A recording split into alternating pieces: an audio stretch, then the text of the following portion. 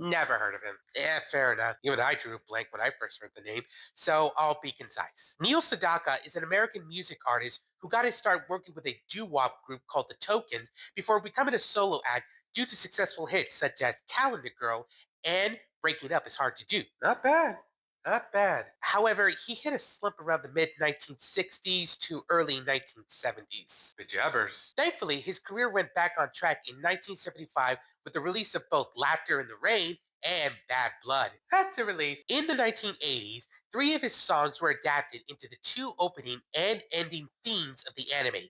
He even gave his permission for said songs to be used in Zeta Gundam. However, I lost track. Is this where I say that's a really or bajabbers? it's not like that. When Zeta Gundam was released to the Western anime market, before 2017, the songs were substituted with music composed by Saigusa. Why do that? Copyright restrictions too long to explain. Well, that just leaves us a tangent we've successfully avoided. That just leaves us with one more topic to cover, which is with animation, writing, and music covered, all that was left to address was the voice cast. Awesome. Just one question. What is it? Was Zeta Gundam a direct continuation of the first Gundam anime, or was it something like Star Trek The Next Generation, i.e., same universe, but we're focusing on a new cast? Direct continuation, as both Toru Furuya and Shuichi Ikeda returned to voice both Amuro and Char as their characters returned in the sequel, but new characters are also featured alongside returning ones from the first Gundam anime, minus the ones that died, obviously. For the main characters, Tomino created a new protagonist named Camille Bidan,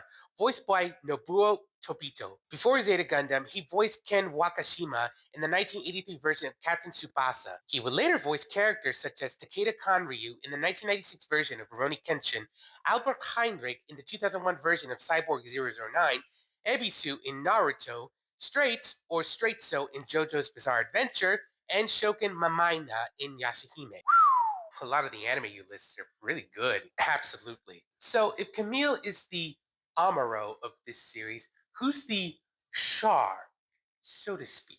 First of all, what you just asked would later be developed with the Gundam franchise is something called the Char clone. Char clone?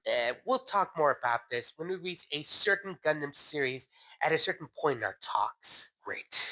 Anyhow, to answer your question, Jared Mesa.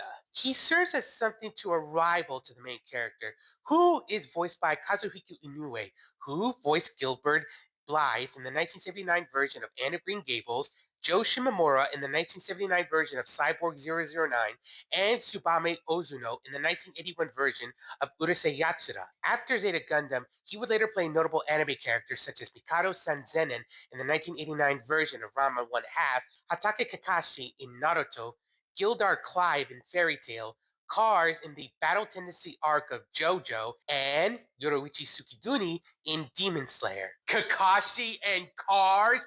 This dude is in almost everything kick-ass. Fun fact, he also does dubs for many Hollywood actors in Japan, such as Mads Mikkelsen and Tom Hanks. Galen Erso and Woody? This guy sounds seriously talented. Then we have Fa Yuiri, the love interest of Camille, who emotionally grounds him throughout the entire anime. She is voiced by Miyuki Matsuoka, who used to act in the youth theater group in 1982 before starting her voice acting career. She later voiced Kikunosuke Fubuki in the first season of the 1986 version of City Hunter and Seiko Nagare in the OVA version of The Murder Ticket is Hard Colored. That's it? Unfortunately, yes. She later retired from voice acting in 1997 for reasons unknown. Well, that sucks. The character would later be voiced by Satomi Arai, who previously voiced Sakura Kaname in Fafner and the Azure, and later voiced Saiko Shinozaki in Code Geass, Kuroko Shirai in the Tuaru anime universe, Bisca Connell in Fairy Tail, and Beatrice in ReZero. With a resume like that, I'd definitely hire her. With everything now in place, production finally started. On March 2nd in 1985, the first episode of Mobile Suit Zeta Gundam finally aired. Don't forget to like, subscribe, and turn on notifications. I really appreciate your support in helping the channel grow.